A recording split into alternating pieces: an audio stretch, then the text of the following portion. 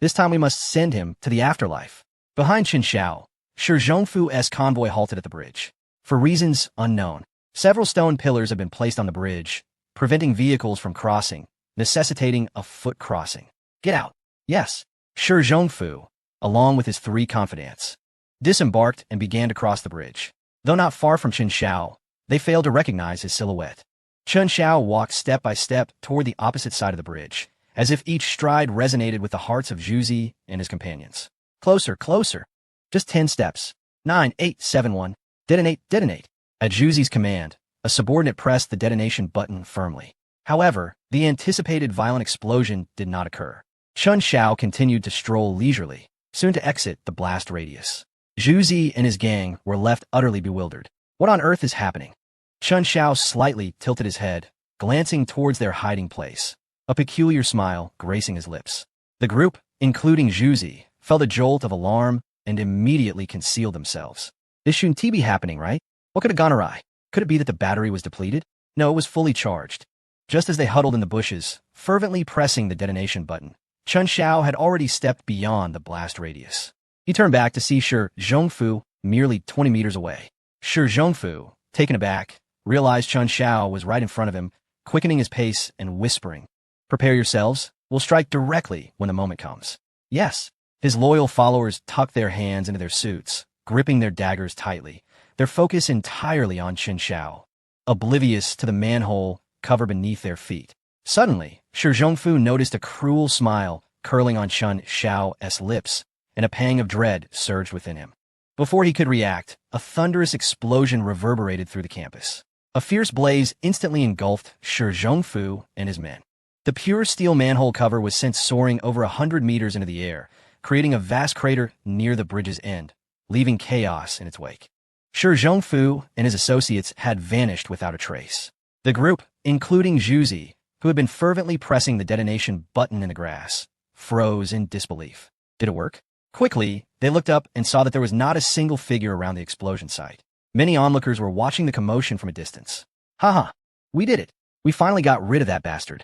Come on, brothers, let us hurry back to collect our payment from Boss Shi. Ecstatic, they swiftly tidied up and discreetly exited Jining University, heading straight for Shi Zhongfu's villa on the outskirts. In the immediate aftermath of the explosion, Qin Shao promptly reported to the authorities. In fact, numerous individuals had already made calls to the police. An explosion on a university campus was no trivial matter. Within 10 minutes, a perimeter was established around the scene. Many investigators were searching for witnesses to gather information. Qin Shao decided to visit Li Wenli's class in the arts building. This girl had a genuine passion for oil painting. With no classes that morning, she had eagerly gone to the studio to paint. The recent violent explosion startled her. Just as she was preparing to leave, she spotted Qin Shao approaching. What happened outside? Qin Shao replied with a smile. I suspect it was a gas explosion from the sewer. The manhole cover flew over 100 meters high. Were any students injured? No, it was too early for anyone to be around. The manhole cover just fell into the lake, killing quite a few fish. Li Wenli. Qin Shao gently stroked Li Wenli's smooth, long hair. Don't worry, come on. I'll keep you company while you paint. Oh, all right. Li Wenli felt a surge of joy, engaging in what she loved, with her beloved by her side. It brought her a profound sense of fulfillment, akin to life as perfection. Yet, she was still too young. How could Qin Shao merely sit idly by while she painted? Li Wenli felt that Qin Shao behind her was increasingly restless. His once steady and decisive strokes began to waver, the tip of his pen trembling slightly. Qin Shao, there are so many people downstairs. It's fine. The glass in the art building is one way. As long as there's no one in the classroom, it's okay. What if someone comes? Li Wenli asked, a hint of concern in her voice. What is there to be afraid of? It will be over soon. Li Wenli was speechless, thinking to herself that she did not trust him at all. He always claimed it would be quick, yet every time he deceived her. Her exotic and enchanting beauty was particularly alluring against the backdrop of the glass curtain wall. Although she did not know Shi Zhongfu, she understood the pleasure of eliminating him. Qin Shao felt a profound clarity and was exceptionally at ease. With Xing Yanqing and Wang Jiankai having already entered, today, Shi Zhongfu would also vanish from this world. The hatred of being deceived out of 500,000 before his rebirth would be settled once and for all. Now it was time to indulge in wealth and beauty. As for those behind Shi Zhongfu, he would eventually find an opportunity to ensure they met the same fate. After a considerable time, Li Wenli adjusted her attire and playfully scolded, "You naughty boy. I knew you didn't come here just to paint with me. How could that not be so?" "It's merely a different place to paint," Chen Xiao replied.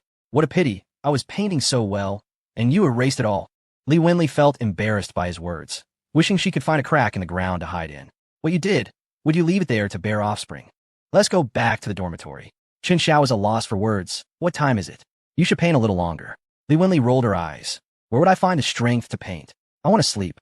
All right, let us go back," Chen Xiao said. And the two of them held hands as they walked downstairs towards the dormitory. The explosion site was cordoned off, with a passageway left open for students to pass through.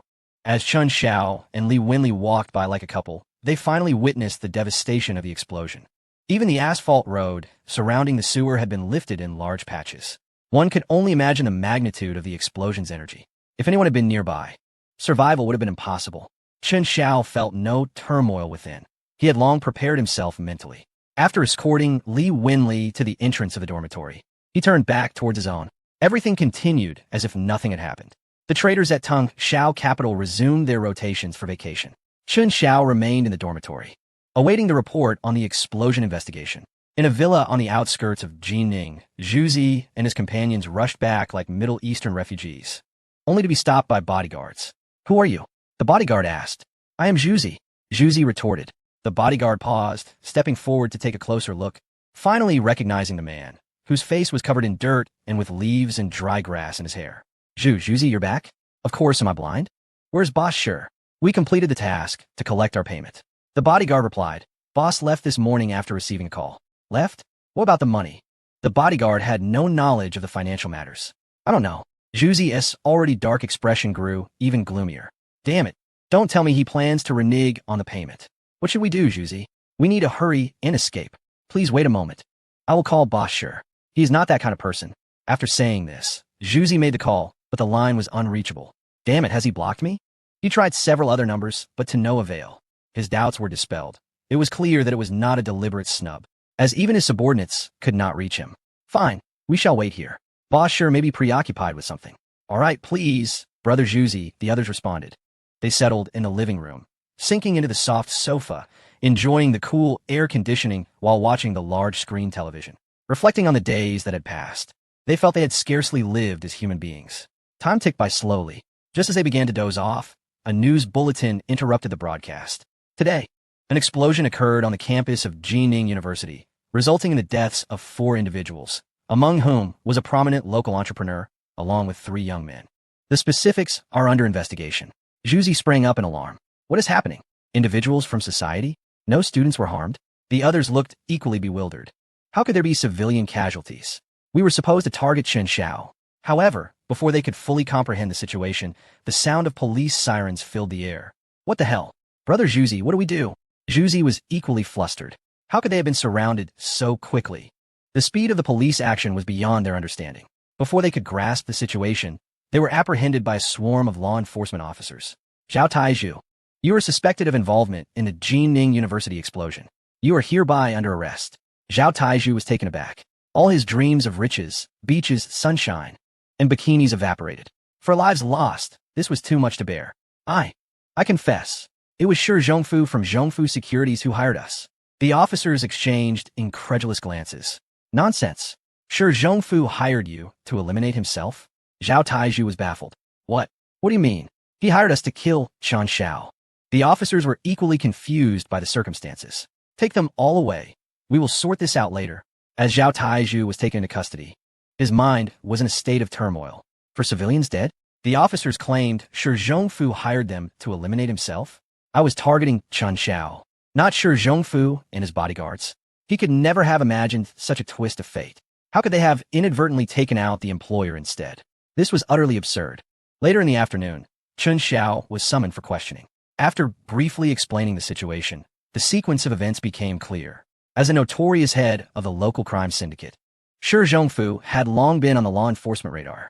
However, the evidence had not yet been conclusive enough for action. Now, with the information gathered, the truth was finally revealed. Shi Zhongfu had business conflicts with an entrepreneurial star student. Unable to compete through legitimate means, he resorted to desperate measures. He hired assassins to kill Chen Xiao, But in a tragic twist, he ended up being the one who perished in the explosion. Chen Xiao was fortunate enough to escape death by a hair's breadth. Indeed, it is a matter of fact that had Shi Zhongfu not incited Zhao Taizhu to commit an act of violence, he would not have met such a tragic fate. In a villa in Jining City, Wang Jinsai's wife, Tong Yu, was engaged in a phone conversation. Mr. Wang, Shi Zhongfu, is dead. What? How could he die? Well, it's quite complicated and rather bizarre. He hired an assassin to deal with Chen Xiao, but the plan backfired, resulting in his own demise. Wang Ju paused. At his level, he could hardly believe in such coincidences. Damn, this Chen Xiao is not to be underestimated. Tong Yu, I will send someone to assist you in taking over everything related to the Zhongfu group. For now, avoid any confrontation with Chen Xiao. It is best to remain hidden until this tumult passes. Understood, Mr. Wang. Do you have any further instructions? Wang Ju contemplated for a moment before responding. Nothing else for now. I will visit Jining soon to provide you with more guidance. Tong Yu, her beautiful eyes sparkling, replied, I will await your arrival in Jining, Mr. Wang. Very well, goodbye. After hanging up, Tong Yu crossed her arms, gazing at the flickering neon lights outside. Her exquisite visage could not conceal the thrill she felt. At last, it's my turn in Jining. After completing his statement, Chen Xiao noted that it was already midnight. Upon exiting, he realized he was quite close to Binjiang No. 1, so he decided to head home directly. Upon entering, Yin Bingqin's bodyguard recognized Chen Xiao and returned to his post. Chen Xiao quickly washed up and climbed into bed, embracing his beloved as he drifted into sleep. However, the sensation in his arms felt distinctly different from before. Why has Yinru lost weight? It seems I must ensure she receives a more substantial meal tomorrow. The following day, Chen Xiao's curiosity was piqued as he inquired. What brings her here? Xiang Yunru replied. Yin Bingqin mentioned she was afraid of sleeping alone in the dark, but she lives in a separate villa. What is there to fear? Chen Xiao sighed. Ah, Yunru, you're too easily deceived. What's wrong with that? We're both girls. It's perfectly fine to share a bed. After returning to her room, Yin Bingqin covered her face, feeling her heart race. To say the least, Chen Xiao's embrace is incredibly warm, something I've never felt before. Especially his scent brings an immense sense of security. And those rather bold actions this morning were quite thrilling. I wonder how I will face them both later. Lost in her thoughts, Yin Bingqin suddenly snapped back to reality. What am I overthinking? It was just one night. What's the big deal? Nothing significant even happened. With that thought, she rose and headed toward Chen Xiao's bedroom, intending to clarify matters to avoid any awkwardness. However, upon reaching the door, she hesitated and turned back. In the living room, Yin Bingqin sat on the sofa, lost in contemplation. Dong Shuwen had already arrived and begun preparing breakfast. Faint sounds could still be heard emanating from the bedroom. Yin Bingqin glanced at her wristwatch, exclaiming, Goodness! How long has it been? Dong Shuwen, accustomed to the routine, had already set aside some food after preparing the meal. After Chen Xiao finished his refreshing shower, he delivered the breakfast he had meticulously prepared to the bedroom.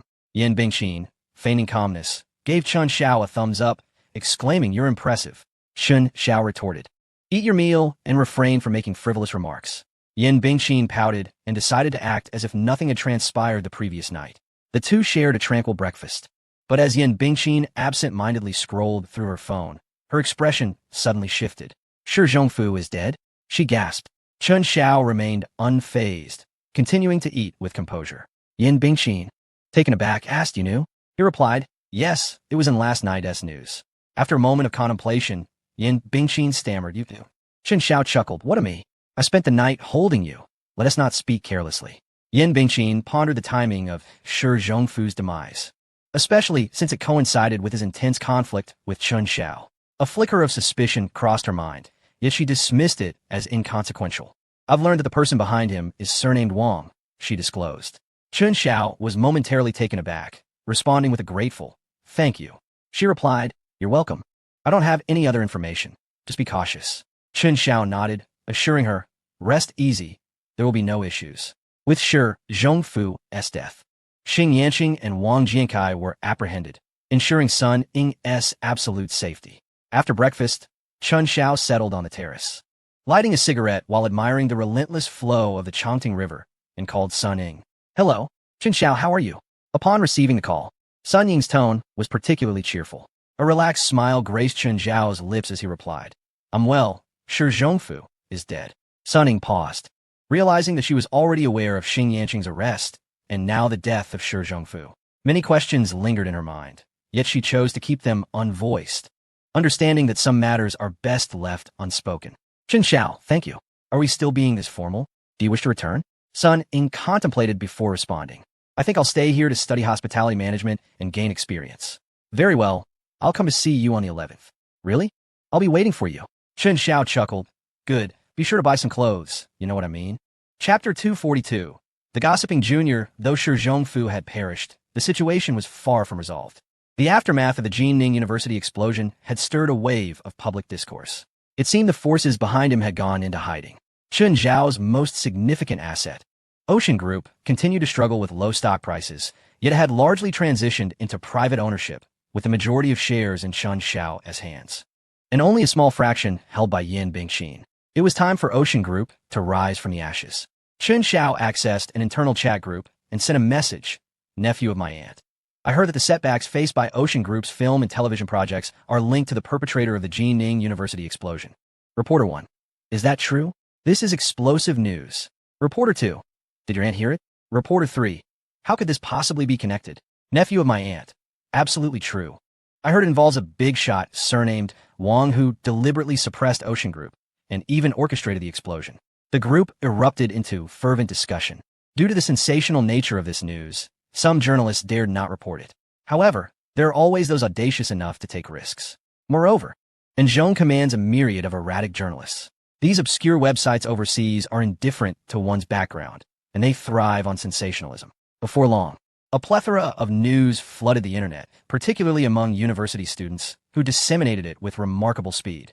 The explosion incident at Jining University, occurring on campus, incited profound outrage among them. Far away in Yindu, Wang Ju was infuriated upon seeing the news. Chen Xiao, you seek death. Wang Ju had not anticipated that Chen Xiao would audaciously tear the facade and expose himself to the public. Sir, should we take action? A gaunt man beside him gestured as if to cut his throat. Wang Ju furrowed his brow in contemplation, slightly shaking his head. It was paramount to remain vigilant. Now was not the time to act. He decided to release all control over the Ocean Group, allowing Chen Xiao to believe he had triumphed, and then strike when Chen Xiao's guard was lowered. All right, I shall proceed, the man replied. That afternoon, all projects of the Ocean Group were unblocked and entered the normal review process. Even the Happy Girls competition was allowed to continue. Unfortunately, the Ocean Group had already delisted. Otherwise, its stock price would have soared, although it was impossible to gauge market value solely through stock prices. The absence of stock market restrictions would accelerate the increase in the Ocean Group's value. It was likely that its market capitalization could rebound to 50 billion within a day. Chen Xiao did not anticipate such smooth progress. He had expected to face some obstacles. Regardless, amidst the turmoil, anyone would seek a respite. Chen Xiao extinguished his cigarette and returned to the living room. Yin Bingqin inquired, if this matter reaches a conclusion, may I return? Chen Xiao nodded yes. Thank you for your hard work, Qinjia. Yin Bingqin smiled gently. It's not hard. Following you is akin to effortlessly acquiring over 20% of Ocean Group shares, a significant gain. Chen Xiao replied, shall we discuss your shares? Yin Bingqin instantly became alert. Don't even think about it. I would never sell. Chen Xiao was at a loss for words, noting that Tang Xiaofei and others had already cut their losses with Ocean Group stocks. Only Yin Bingqin's blind confidence allowed her to retain over 20% of her shares. Yin Bingqin chuckled, little brother, it is time to put our plan for establishing a real estate company on the agenda, isn't it? It has been nearly a month since we returned from the Tibetan region.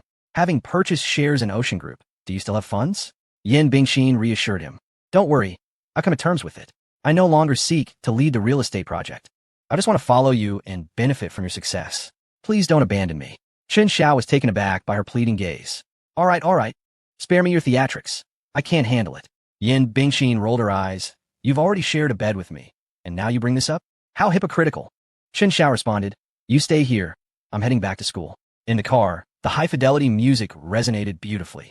Leaning back in the comfortable seat, Chen Xiao pondered the name Ocean Group, which bore an overwhelming association with the Yin family. Perhaps it is time for a name change. After much contemplation, Chen Xiaoxi composed a message and sent it to Su Tang, renaming Daon Group to Panhai Entertainment Group, with all subsidiary companies, including film and distribution companies, simultaneously adopting the Panhai name. Received, came the reply. Chen Xiaoxi held absolute authority over Daon Group and required no consultation with anyone. just as he set his phone down. An incoming call interrupted him. To his surprise, it was his celebrity junior. It was she who first discovered and informed him about the bomb incident at Jining University. Had it not been for her, he might have faced peril. Thus, one could say that Zhang Enki had unwittingly rendered him a tremendous service. Hello, Junior, what is it? His tone was unusually warm, causing Zhang Enki to pause. Well, Senior, we are undergoing military training, and the opposing formation is infuriating. They have bought chilled watermelons to eat right in front of us, so I wanted to ask where I might procure some as well. Chun Xiaoxi couldn't help but smile. Rivalries often ignited among the various formations during military training, and it seemed his junior had lost face. Leave this to me. You need not concern yourself. What? That seems rather embarrassing. Just wait for me. Chun Xiaoxi concluded, hanging up and dialing Lin Yanran. Hello. Yanran, send 5 trucks of watermelons to Jining University. Did you say 5 trucks of watermelons to Jining University? She repeated, somewhat incredulously. Indeed, deliver them to the sports field on the right upon entry. All right, understood. Though perplexed by her boss's request, Lin Yanran was resolute in executing even the most outlandish orders. She promptly rushed to the largest agricultural market in Jining, where several farmers were selling watermelons. As Chun Xiaoxi's convoy arrived at Jining University's entrance, most vehicles dispersed, with only the Whiting and Land Rover proceeding into the grounds. Parking beside the sports field, the new students were still enduring military training under the blazing sun.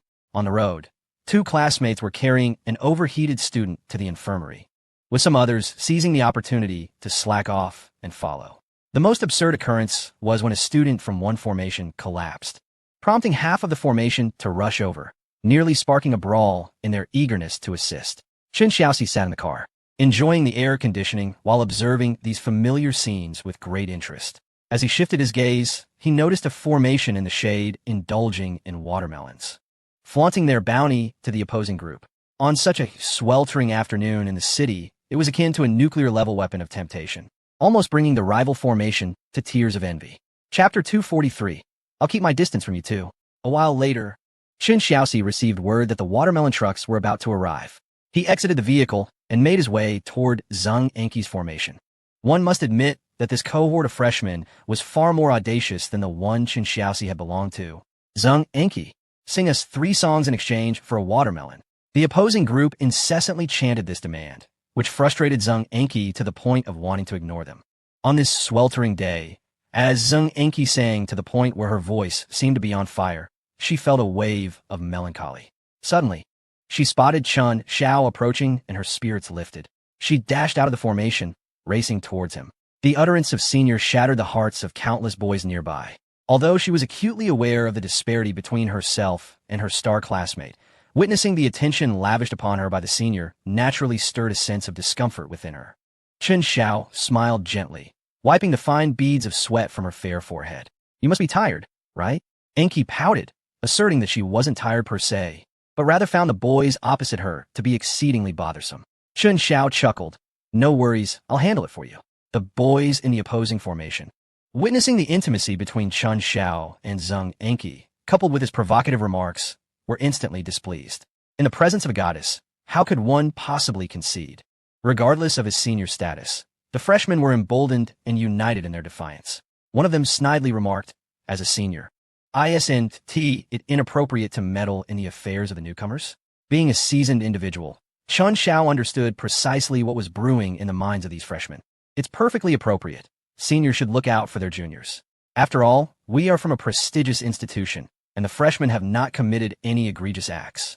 Yet, their faces soured as they muttered amongst themselves. Just then, a cacophony of banging sounds erupted. Everyone turned to see 4 or 5 tractors chugging towards them, belching black smoke. Each vehicle was laden with a bounty of watermelons. Goodness, can tractors even enter the school? Are they here to sell watermelons? This is utterly absurd. The convoy of tractors halted beside the students undergoing military training. A farmer leapt down, bellowing in a coarse voice, which boss ordered the watermelons. Chun Xiao approached, handing him a cigarette. Brother, you've worked hard. I placed the order. You must be Chun Xiao. Indeed, that is correct. The farmer gratefully accepted the cigarette, exclaiming, Thank you, boss. You've been a tremendous help. Chun Xiao waved his hand dismissively and climbed onto the tractor, calling out, Classmates, today as 5 trucks of melons are courtesy of Zhang Enki. Come quickly. Upon hearing this, the nearby formations surged forward, especially as the heat became nearly unbearable. Those holding mere scraps of watermelon suddenly found their treat less appealing. Zheng Enki was taken aback by Chun Zhao's grand gesture. Young girls are particularly fond of such delightful surprises, especially when they come from a boy they admire. She was instantly moved to tears. "Thank you, senior," Chun Zhao replied. "No need for thanks. I should be thanking you." "Huh?" Zheng Enki was puzzled as to what the senior was thanking her for. "It's nothing. If you ever need assistance, just give me a call." "Oh." Zheng Enki pondered for a moment, then said, "Could I treat you to dinner tomorrow night? The Happy Girls program will resume, and I'll be leaving school the day after to participate in the recording. I don't know when I'll be back." Chun Xiao was taken aback. The Happy Girl Show was a renowned project under the Ocean Group, now part of the Panhai Entertainment Group. It was quite astonishing. Zheng Enki could hardly fathom that she was about to participate in such a nationally acclaimed talent show. The principal financier behind the scenes is unexpectedly the senior standing before him. "All right, you must strive to bring home the championship." Chun Xiao's words were more than mere encouragement. Zheng Enki possessed a distinctive voice, one that resonated profoundly, evoking a sense of tranquility and lingering memories. She was indeed a formidable contender for the championship. Yet, for reasons unknown in her past life, she only attained third place. Zheng Enki smiled softly, sighing, "I hope so. The entertainment industry is truly intricate."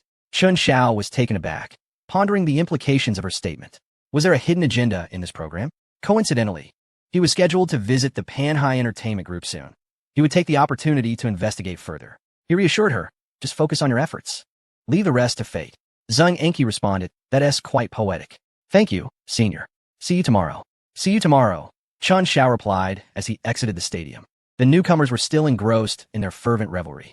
Upon returning to the dormitory, he found Xiao Ji lounging on his single sofa, engrossed in a movie. The table was cluttered with an abundance of cigarettes and a lighter, alongside takeout boxes that had yet to be discarded. Chun Xiao was momentarily stunned. Had this fellow struck it rich? "Damn, Xiao Zi, you finally decided to return. Where have you been these past few days?" Chun Xiao replied, "Just accompanying a wealthy lady to rake in some cash." Xiao Ji perked up immediately. "Damn, if there's another opportunity, count me in." Chun Xiao chuckled. "You seem to be living quite well these days." "Oh, don't mention it. Life's tough. Ma Yijia is getting more demanding, nearly draining me dry," Xiao Ji lamented. Chun Xiao remarked, "So, it's by selling your body that you've come to this?" He hadn't expected Ma Yijia's demure exterior to conceal such a wild heart. Well, you've essentially started your retirement life early," Xiao Ji quipped. "Indeed, while others retire in their 60s, I'm doing it in my 20s. I'm saving a solid 40 years of hardship." Chun Xiao contemplated this, realizing there was some truth to it. After all, retirement is the end goal. Starting early isn't such a bad idea. As they conversed, Lu Xian returned, his eyes bloodshot. His skin was sun-kissed, and his disheveled hair resembled a bird's nest. "Damn, you look like an African refugee. What have you been up to?" Lu Xian replied, "Don't even mention it. The orders are overwhelming. I can barely keep up." Chun Xiao raised an eyebrow, surprised at the booming takeout business. Upon closer inspection, he noticed takeout orders printed on Xiao Ji's disposable food container. "Xiao Ji, why don't you try delivering takeout? At least it won't strain your kidneys, and it might strengthen your back." Xiao scoffed. "How much can one earn delivering food? Look at Lu Xian. He's exhausted." "I'm not doing that. You're the one who looks like a dog." After venting his frustration, Lu Xian proceeded to grab 3 cigarettes from Xiao Ji's table. "Dude, just take one. Do you have any idea how much effort I put into getting these?" Lu Xian shrugged, and Chun Xiao stood up, declaring, "Let us go check out your company." "No way. Xiao Zi, you're not seriously considering delivering food too, are you?" Xiao Ji asked incredulously. Chun Xiao turned around with a smile, remarking, "What's wrong with delivering takeout?" After saying this, he and Lu Xian left the dormitory. Xiao Ji, lounging on the sofa, muttered, "Damn it. I can't let anyone know that I share a room with you too. I need to keep my distance from you." Chapter 244. Dimensional Reduction Strike. Upon arriving at the university's entrepreneurial center, it was evident that most companies were barely surviving. Only the takeout order office was bustling with activity. "Quickly, the website is down again. The payment system is also malfunctioning. We need to fix it urgently. The average delivery time is even longer than yesterday. What should we do?" As Chun Xiao entered the office, he was met with a scene of chaos. People were frantically trying to manage their tasks. All departments were crowded into the same space, creating a cacophony of noise and disorder. Chun Xiao furrowed his brow. recognizing that the sudden surge in takeout orders had caught everyone off guard, leaving them without the necessary experience to handle such a situation. Noticing Chen Zhao's arrival, Wu Ling set aside her work and approached him, saying, "Xiaozi, I'm struggling to keep up. Why don't you take over the management?" Chen Xiao was at a loss for words, thinking to himself that he hardly had the time to waste on trivial matters. "Don't worry, gather Shun Jiansheng and the others. We need to hold a brief meeting." All right. Before long, a cramped office was filled with people, the fan blowing warm air throughout the room. Chen Xiao addressed them, stating, "The beginning is always the hardest. Initial chaos is to be expected. We will tackle problems as they arise. First, our current office environment is inadequate for our needs. Secondly, we need to recruit seasoned professionals from the industry. We must refine the system and website to establish a solid foundation. Subsequently, we will separate departments for merchant maintenance and expansion, rider recruitment, training, management, and logistics procurement, allowing for specialized management. In the future, we will also need to establish a customer service department to promptly address client concerns during the order process." Although Chen Xiao lacked entrepreneurial experience, his lengthy tenure as a boss and his forward-thinking perspective allowed him to provide a coherent outline for this nascent team, delineating the responsibilities and tasks of each department. Everyone felt a sense of accomplishment, as they now had clear objectives and no longer had to manage overlapping duties. The meeting lasted nearly 2 hours, with Chen Xiao doing most of the talking while others took notes. After discussing the current solutions, he elaborated on the anticipated developments in the takeout industry over the next decade and the future state it would achieve, thus setting ambitious goals for the small team. As they exited the office, Wu Ling followed behind and said, "Xiaozi, perhaps you should just take on the role of general manager. I'm worried I might not be up to the task." Chen Xiao smiled and replied, "Ling Jia, you need to have more confidence. No one starts off knowing everything. I believe you can do it." Wu Ling sighed, "Well, I'll do my best. All right, go find a larger office space near the school to stabilize our market at Jining University, and then we can seek to expand to surrounding schools." Okay. As soon as they left the entrepreneurial center, Chen Xiao received a call from the principal. "Hello, what on earth are you doing? I heard from the cleaning staff that the new students' military training ground is strewn with watermelon rinds." Chen Xiao exclaimed, "How disappointing. This cohort of freshmen lacks basic decency. How can they so carelessly discard their refuse?" In truth, he was unaware of the circumstances. 5 trucks of watermelons. What sort of trash bin could accommodate such a volume? Sighing, he suggested to the principal, "I firmly believe we must enhance the quality education for newcomers. They hardly resemble students of a prestigious institution."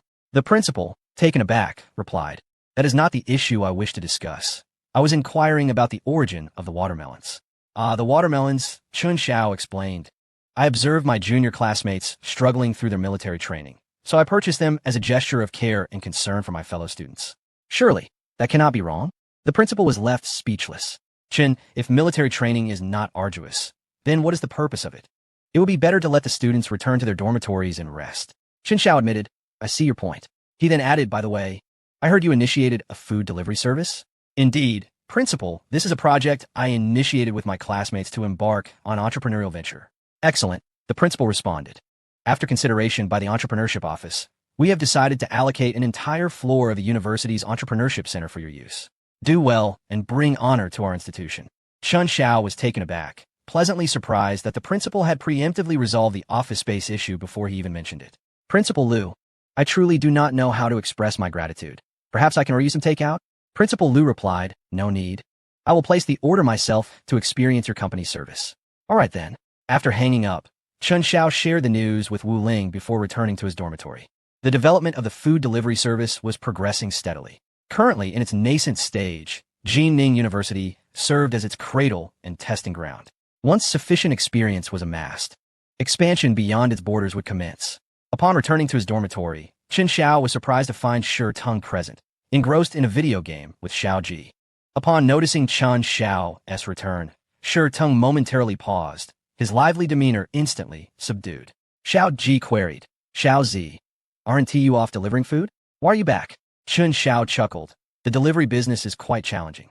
Shi Teng scoffed, "If it's so tough, why not come work at my shop?" "Huh? Your shop? What shop do you have?" Shi Teng replied, somewhat exasperated, "The first milk tea shop on the back street. It's mine." Chen Xiao suddenly recalled that Shi Teng indeed owned a milk tea shop on the back street, and it was thriving. It was no wonder he seemed perpetually disgruntled with everyone at school. Earning over 10,000 yuan a month, He was a paragon of success among students in this era, an object of envy for countless peers. Oh, impressive, Chen Xiao remarked. Sure Tung straightened his posture. Not bad, right? If you ever find yourself in need, just let me know. At least I won't let you starve. Chen Xiao responded. Sure Tung, do you know where your downfall lies? Huh, where's my downfall? I'm a winner in life, unlike you. Chen Xiao smiled. Let me enlighten you. The downfall lies in that mouth of yours. With that, he yanked out Sure Tang's internet cable. What the? Sure Tang sprang to his feet, but upon noticing Chen Xiao's companion, Sure Dun, he promptly sat back down. Quickly tidying up his laptop, he grumbled and turned to leave the dormitory. Little G, having lost his teammate, expressed his displeasure. What the hell, Xiaozi? I was just about to play. Chen Xiao, in a sour mood, had little patience. Stop messing around. Little G was taken aback. He intended to retort, but, upon seeing Sure Dun's threatening expression, ultimately swallowed his words. Sitting in his place, Chen Xiao smoked while browsing the web. Little G, unable to play games and feeling awkward, decided to pull out his phone. Hello, Ma Ija, let's go get a room.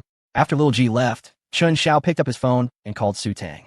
The back street of Jining University should be included in the redevelopment zone, right? Have someone from the investment company look into it. If feasible, purchase the land and initiate demolition. Understood, boss. All right. Hanging up the phone, Chen Xiao's mood brightened once more. Dealing with a small fry like Sure Tung required only a gentle nudge from a higher dimension, and he could be easily eliminated in the process. A milk tea shop? Quite profitable, isn't it? Then I could simply make the entire commercial street disappear. Shall I? Chapter 245. The joy of a house when wealth reaches a certain threshold. There is no need for deliberate targeting. One merely needs to engage in actions advantageous to oneself, and, in the process, some individuals will inevitably fall into despair. Take Sure Tung, for instance, who looked down upon Chen Xiao from the depths of his heart. At that moment, he was blissfully unaware that his old nest was on the verge of being uprooted. That evening, Chen Xiao received invitations from both Tansheng and Yumingqi. He decisively chose the campus belle from the neighboring school, Yumingqi. After all, Tansheng was a tantalizing prospect, but currently unattainable. Conversely, it had been a while since Chen Xiao had nurtured and cared for the illustrious Yumingqi. Aware of her vanity, he resolved to indulge her for the sake of his own happiness that night. He instructed the driver to bring the Ferrari to the school gate. A convoy of 5 luxury cars, each worth $1 million, formed an orderly procession towards the nearby Jining Technology Institute. The security at the entrance dared not intervene. They were all just workers who would want to offend a significant figure and invite trouble upon themselves. The convoy roared past, making its way directly into the campus. Arriving at the foot of Yu Mengxi's dormitory, Wang Hao, the president of the student council at Jining Technology Institute and a devoted admirer of Yu Mengxi, was waiting downstairs with a bouquet. Upon seeing the convoy, he was momentarily speechless, especially the red Ferrari that had whisked Yu Mengxi away at a concert, an image forever etched in his memory. Wang Hao helplessly let his arm drop, the flowers tumbling to the ground. He understood the implications of this convoy. It represented a height he might never reach. Furthermore, Yu Mengxi was materialistic, perfectly aligning with all her fantasies. And what was he? Merely an ordinary student, an exemplary class officer, and the student council president. As expected, within minutes of the convoy's arrival, a figure that could stir the hearts of most male students at Jining Technology Institute sprinted out of the dormitory. She leapt into the arms of the man stepping out of the car, unknowingly shattering the hearts of countless boys from the institute. Chen Xiao, you haven't come to see me in such a long time. Chen Xiao wrapped his arm around Yu Mengxi's slender waist and chuckled. I've been quite busy lately. Have you missed me? Yu Mengxi, embracing Chen Xiao's neck, replied softly. He patted her back. All right, let us get in the car. If we linger too long, it might stir up some jealousy among the boys at your school. Glancing around, Yu Mengxi noticed several male students casting envious glances their way. Oh fine, she acquiesced, settling into the passenger seat of the Ferrari, her eyes widening in surprise at a gift box in her hands. Darling, is this for me? Chen Xiao smiled. Indeed. Open it and see. Wow, thank you. Yu Mengxi exclaimed, her joy palpable as she unwrapped the box, only to be momentarily speechless. What is with all these stockings? Chen Xiao laughed. Well, with your long legs, you look stunning in them. I had someone bring these from abroad. Yu Mengxi's face flushed. You're so mischievous. Picking up the walkie-talkie, Chen Xiao commanded, let us set off. As the convoy began to move, he added, now, see what is beneath the stockings. Stunned, Yu Mengxi peeled away the layers, discovering a key hidden beneath. What is this? She inquired. A flat in Shuilingyan. Chun Xiao replied with a grin. I'll arrange for someone to help you with the transfer when you have time. What? Is this a gift for me? She gasped. Of course. Having been with me for so long, I've yet to give you anything truly substantial. Yu Mingqi felt a surge of emotion. This gesture surpassed her expectations. Yet she understood that the possessions of the affluent were not easily obtained. Accepting such a gift carried profound implications. Nevertheless, she had long come to terms with her situation. Although she was the belle of Jining University, there were countless universities and countless bells across the nation. Opportunities for meteoric rise were indeed rare. She considered herself fortunate. Darling, you are so wonderful to me, she said. Chun Zhao's hand wandered playfully on her thigh. Let us see how you perform later. She replied. The convoy sped through the campus roads. The news of Yu Mengqi's association with a wealthy man had spread throughout the school. The boys felt a sense of indignation, lamenting the loss of their school's beauty to an outsider. The girls had more complex feelings. Some looked down upon Yu Mengqi's actions, while others felt a pang of envy. Many wondered why it was not they who found themselves in a Ferrari. After all, who could resist a young and handsome millionaire? Yu Mengqi initially believed that the house Qin Xiao gifted her was a modest 2- or 3-bedroom apartment in Shuilingyan. To her astonishment, it turned out to be a sprawling flat of nearly 200 square meters. It was Chun Zhao's first time visiting as well. Such a property, worth 8 to 900,000, hardly warranted his concern. He merely set the standards and let his subordinates handle the details. Yu Mingqi stood at the entrance, momentarily paralyzed. Initially, her only desire was to escape the cramped dormitory with 8 people sharing a room. Renting a simple apartment would have sufficed. She had never dared to dream of such an opulent dwelling. In that instant, she found it hard to believe it was real. The home was luxuriously decorated and had never been inhabited. The logistics team from Tung Xiao Capital had already come to clean, stocking the place with essentials to Chun Xiao's exacting standards. Take a look around, don't just stand there. Yu Mengqi turned and leaped into Chun Zhao's embrace, saying nothing. Yet, Chun Xiao could wholly sense the affection radiating from the enchanting beauty. He promptly lifted her off the ground, asking, Are you satisfied? She replied. Chun Xiao smiled. As long as you are content, it is my turn now. Chapter 246. Uncle Yin is quite remarkable. Leaning against the sofa, Yu Mengqi gazed out at the night view of Jining University through the floor-to-ceiling windows. In this spacious and bright house, a satisfied smile lingered at the corners of her mouth. Now in her 3rd year of university, she, like many ordinary students, had yet to come to terms with the impending graduation and the future it entailed. Unlike Qin Xiao, who had lived again and cherished every moment deeply, Yu Mengqi's future was already mapped out in Chun Zhao's mind. With control over the Panhai Entertainment Group, he was unperturbed about securing a future for his talented and graceful woman. While many might ponder the hidden rules of the entertainment industry, Chun Xiao was the primary investor. It would be more likely for him to be the one avoiding such pitfalls than to have anyone dare to ensnare his beloved. This was precisely why he sought to acquire the largest film and television entertainment group in the country. After all, several of his friends were destined to shine brightly in this field. Though Chun Xiao had envisioned a future in live streaming for Xia Yudi, he understood that the realms of film and entertainment were inextricably linked. In truth, even if his friends chose not to pursue any career, they would still be well supported. Though they themselves would hardly wish to let their lives slip by unfulfilled, they aspired to realize their ideals and pursuits. Mengqi, what are your plans after graduation? Yu Mengqi hesitated, unsurprisingly caught off guard by Chun Zhao's inquiry, for she had not given it much thought. Graduation is still far off, she replied. What if you were to graduate tomorrow? Chun Xiao posed. If I graduated tomorrow, I could be your secretary, she jested. That's a tough job, even when there is nothing to do, Chun Xiao replied. As long as it's you, I'm willing, Yu Mengqi declared. A warmth surged within Chun Xiao. Then let us start now. No need to wait for graduation. The following day, Chun Xiao rose at 9 o'clock. He took out the 20,000 yuan in change from his bag and laid it on the dining table before heading downstairs to return to school. Having had a restful night, Chun Xiao was in high spirits, humming songs from the past along the way, believing that his good mood would persist. However, a phone call from Yin Bingxin soon darkened his expression. Hello, Chun Xiao. There has been a problem with our project in the development zone. Chun Xiao frowned. That piece of land was collateral from Yin Bingxin. It was a collaborative venture involving Yin Bingxin, Tang Xiaofei, and several others, encompassing nearly half of Jinning's elite second-generation participants.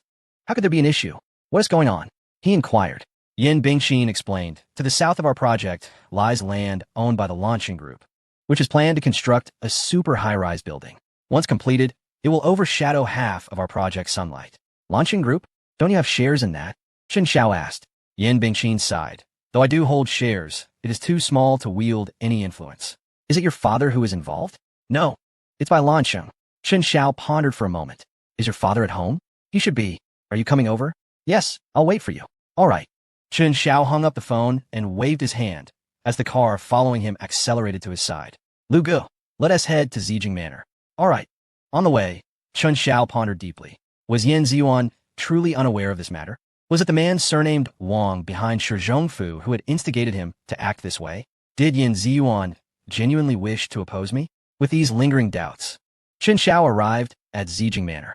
The butler, having received notice, awaited him in the parking lot and escorted him to meet Yin Ziyuan.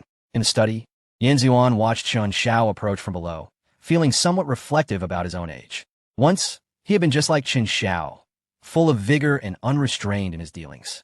However, as his experiences accumulated, he became increasingly cautious, having long shed the impetuous enthusiasm of his youth. To be honest, Yin Ziyuan even felt a twinge of envy for Chen Xiao, who seemed to regard the Wang family with such disregard. Before long, Chen Xiao arrived. To his surprise, he noticed a young girl, about 6 or 7 years old, beside Yin Ziyuan, her identity unclear. Uncle Yin, it's been a while. How have you been?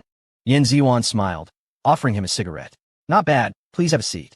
With a little one present, I won't smoke, he chuckled, retracting the cigarette. Inin, greet your brother. The delicate girl sweetly replied, hello, brother. Ah, hello, little one, Chen Xiao said, then turned to Yin Ziyuan. Uncle Yin, who is this? Your granddaughter? No, Inin is my daughter, Yin Ziyuan corrected.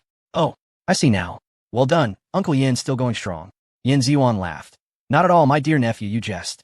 Do visit the manor more often to play with Inin. Chen Xiao was taken aback. You want me to babysit? What I look like? I'm worth billions. He chuckled in response, quickly shifting the conversation to the matter at hand. Uncle Yin, I came today to discuss something with you. Oh, pray go on. Well, it's not a major issue, but Bai Lancheng's actions have been rather inappropriate. Upon hearing Bai Lancheng's name, Yin Ziyuan's demeanor grew serious. What's the specific situation?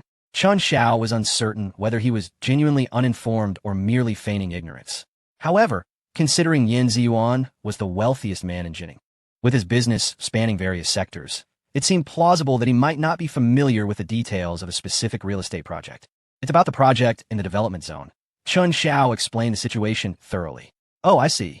Rest assured, dear nephew, the project hasn't commenced yet. It's merely in the planning stages. I will speak to him about it. Chen Xiao nodded. Thank you, Uncle Yin. Don't mention it. Stay for lunch. Chen Xiao stood up. I'll be staying for lunch, as I have matters to attend with Bingqin. I'll treat you next time. Upon hearing this, Yin Ziyuan pushed the little girl forward. Oh, you're going to see Yin Bingqin? Perfect. Take Yin with you. She hasn't met her sister yet. Chen Xiao replied. All right, fine. With that, he took the 6 or 7-year-old girl and made his way to Yin Bingqin's villa. When Yin Bingqin beheld Chen Xiao entering with a little girl grasping the hem of his garment, confusion washed over her. Is this your sister? Chen Xiao shook his head, replying, no, she is your sister. What? My sister? Yin Bingqin exclaimed. Indeed, she is Yin Ziyuan's daughter. Who else could she be? Hello, sister, the girl said in a sweet, innocent voice, her big, pure eyes wide open. Yin Bingqin felt a sudden headache, pressing her forehead and asking, wait a moment. Don't call me sister yet. Who exactly are you? Ying looked a bit wronged, her beautiful eyes misting with tears as she gazed pitifully at Chen Xiao. Chen Xiao, at a loss for words, was disinterested in meddling with the Yin family's matters. Old Yin asked me to bring her to you. You can handle it from here. I'm leaving. In the villa's living room, only the two beauties remained, staring at one another.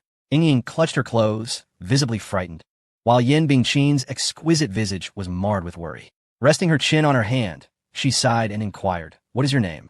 My name is Ying. And who is your mother? Ying hesitated for a moment. My mother is my mother. Please, don't call me sister. Yin Bingqin interjected. Ying was startled, bursting into tears. Yin Bingqin, somewhat exasperated, warned, no crying. If you do, I'll toss you into the lake to feed the big fish. Ying immediately halted her sobs, though she still sniffled uncontrollably. Yin Bingqin pondered old Yan's intentions. Was he attempting to keep her from spending too much time with Chen Xiao by bringing this little one? After a while, a soft gurgle emanated from Ying Ying's small belly. Yin Bingxin glanced over and asked, "Are you hungry?" Ying Ying nodded. Yin Bingxin contemplated for a moment. Noting the time, it was mealtime. There's no one at home today, and my culinary skills are rather lacking. Do you want to eat? Ying Ying nodded again. All right, follow me. Half an hour later, 2 bowls of noodles were placed on the table, and Ying Ying eagerly devoured her meal. Yin Bingxin was surprised. Had her cooking actually improved? Is it good? She asked. Ying Ying softly replied, "It's delicious." Only then did Yin Bingxin pick up her chopsticks and take a bite.